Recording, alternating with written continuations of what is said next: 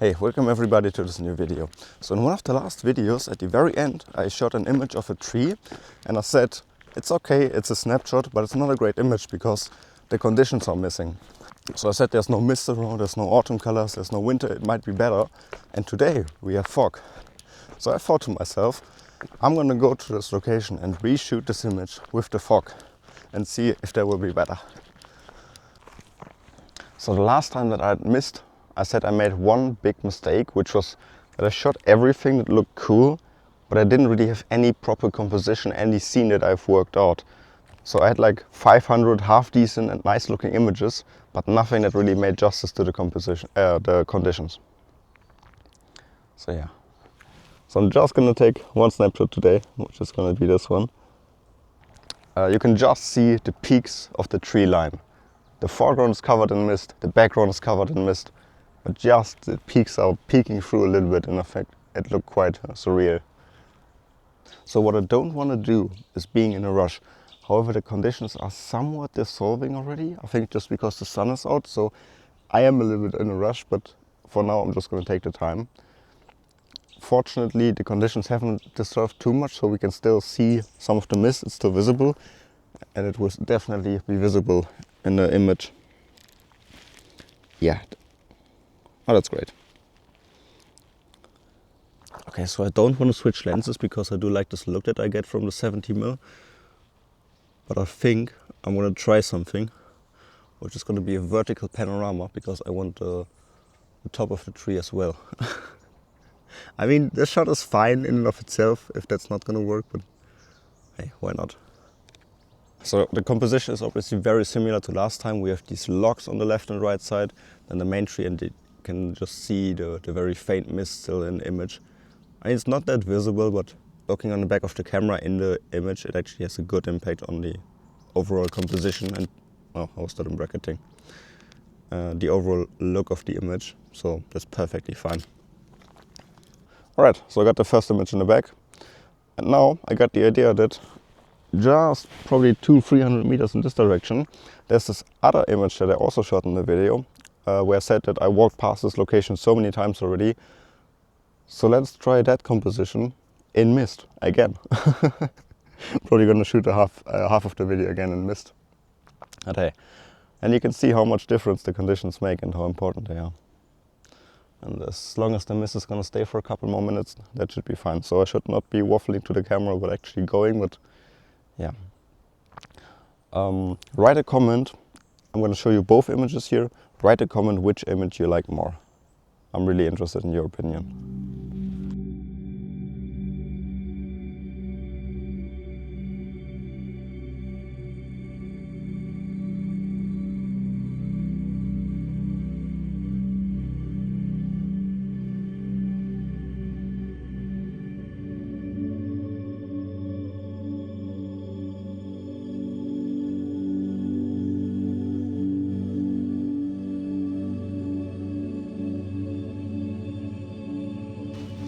Oh, now the sunlight's coming out. Beautiful.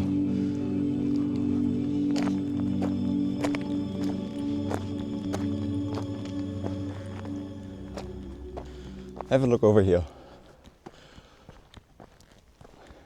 I can guarantee you that there's an image somewhere over there.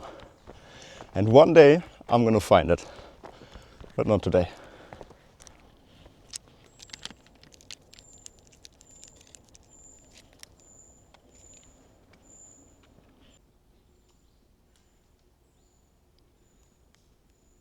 So you know, that's how it goes sometimes. The last time I had missed for hours, but I was rushing because I had so much fear that conditions were fading and I was missing out on images and everything, so I was just rushing. Today I'm trying to take my time and conditions are gone within like 20 minutes of me arriving on location. Yeah, can't make it up, but that's how it goes. Can't control the elements. Nonetheless, I'm still gonna take this shot just because, first of all, I'm being here, and secondly, I think the conditions are pretty much still very different to the last time I shot this. The last time I had some ambient light around, sometimes my scene was lit up a little bit. Today it's just incredibly dull and flat, there's no light around. Might not be great, might not be better than the last time, but I'm gonna take it. So even with half a second exposure time, this is still quite underexposed, but that's perfectly fine. this is a very dark image. I don't want it to be bright. This would take away from the atmosphere and the feeling that you get when looking at the scene. So underexposing, having a dark scene, perfectly fine. So the question now is, where do I go next? Because I don't want to go over there to the open field, otherwise I would just be repeating the last video, and I don't want to do that. Also, I don't think there's any interest right now. But I've been in this location quite often recently, so yeah. So I think I'm just going to walk around through this forest and see if anything has changed within the last, let's say, 2 weeks in terms of autumn colors. I think that's the best thing that I can do right now. Yeah, fingers crossed.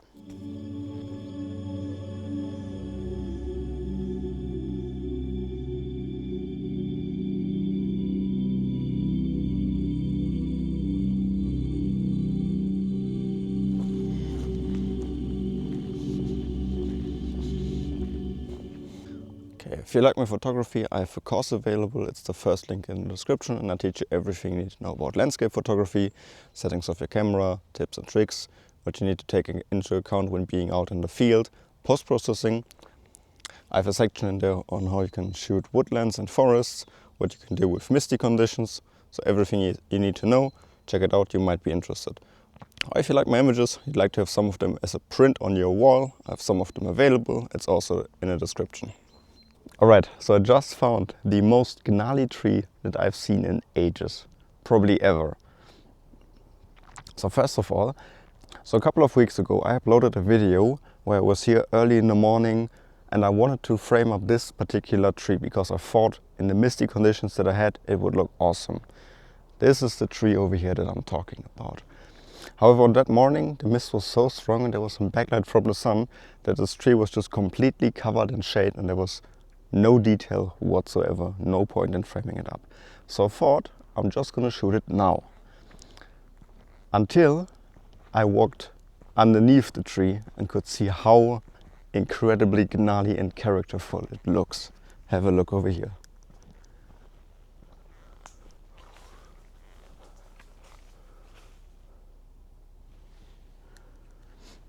So I probably spent like 15 to 20 minutes walking around here trying to get a composition that I can work this in, because I really want to show the character and how old this tree already is.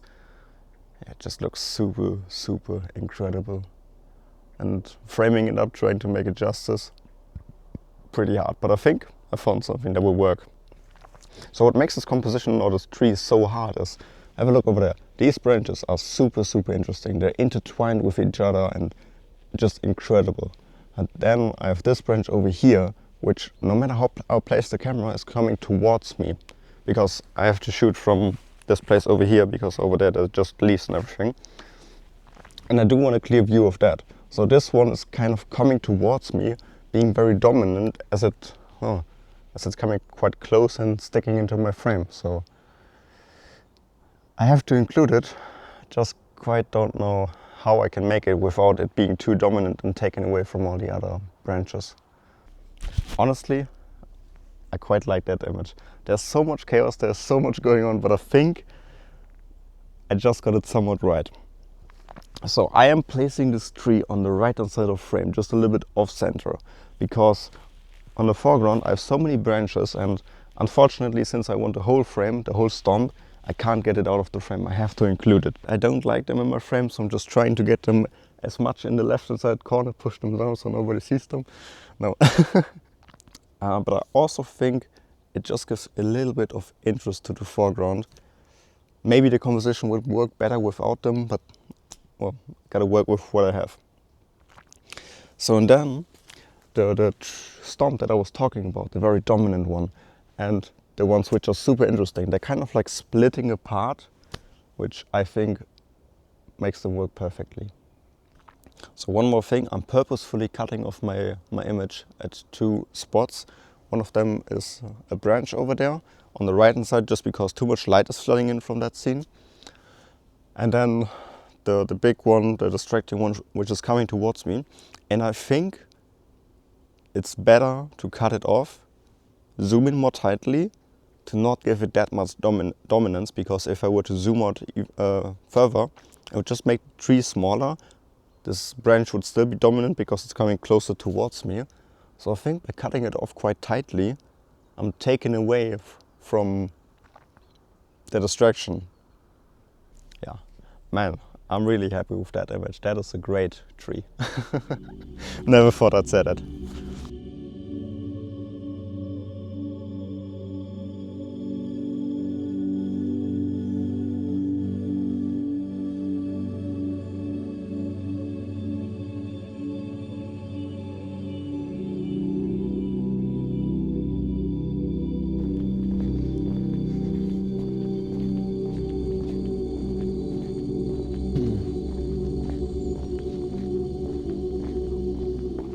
So I would have really liked to shoot something in autumn colors, however it's just not quite there yet. Just gotta wait another 2 or 3 weeks and then it should look a lot different. So this small tree over here is the closest thing that I found to autumn, so I'm just gonna take a quick snapshot of that. It has some balance in the composition because there's a fence in the background. That's interesting. I'm zooming in quite far because I really want to put the focus on the tree, the texture on the stump, and then the colors, and I don't want any of the surrounding trees to be included. Also, I'm exposing quite brightly to really make the colors stand out. Yeah, so the sky is pretty much going to be blown out in the background, but that's not going to take away from the colors, so that's exactly what I was going for. Just handheld, just a quick snapshot, as simple as that. Yeah, that's an okay image. Yeah, not what I've been hoping for, but it's fine. That's what I have. So thank you so much for watching the video. Like, share, subscribe, write a comment about the image that I shot in the very beginning. Thank you for the support. See you in the next one.